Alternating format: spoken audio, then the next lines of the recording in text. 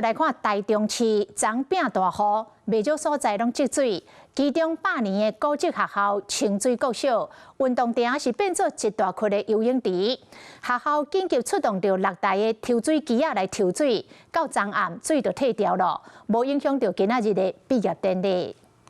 因為上大雨，國小運動場中的草坡甲坡道嚴重淹水，水淹甲一個大人的腳肚接管，美術是天然的游泳池同款，也個運動場外口的路也攏淹水，根本袂行進。怕沒辦法巡禮，就怕鞋子全部都濕掉啊！就是畢業典禮取消。這是台中的清水國小，前2天啊受到大雨影響，運動場淹甲變游泳池，水淹甲下晡2點攏也袂退。因為運動場是學校重要的活動區域，